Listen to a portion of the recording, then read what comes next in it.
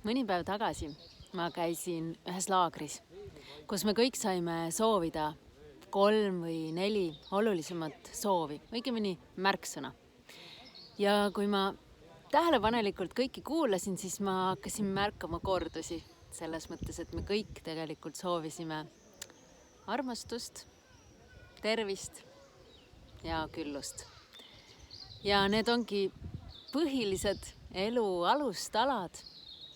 Ja ma praegu istun Haapsalu Linnuse hoovis. See on see koht, kus ma olen teinud 10 aastat joogafestivale oma tiimiga ja nüüd kuna ma ise olen muutunud, siis muutub ka festival. Me viime selle laiemale tasapinnale ehk siis täpselt nende 3 teema juurde. Armastus, raha ja tervis. Ja selleks, et neid valdkondi elus muuta, on vaja justkui materjali. Ja materjaliks on minu arvates aeg, mis on põhimõtteliselt lihtsalt prioriteetsus, suhted ja teadmised.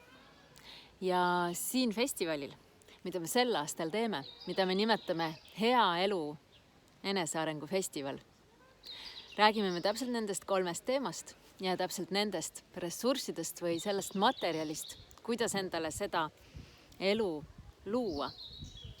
See on alkoholivaba festival, kus on hästi inspireerivad esinejad, 12 tundi esinejaid ja 12 esinejat ja täpselt sellised teemablokid nagu töine eneseteostus, suhted ja tervis. Ja siin samas Haapsalu Linnuse hoovis,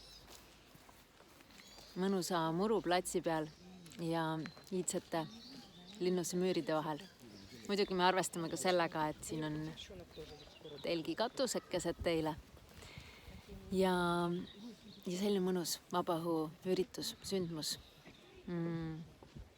millest saab loodetavasti murdepunkt sinu elus ehk siis kust läheb veel paremaks, et sealt minna veel paremaks.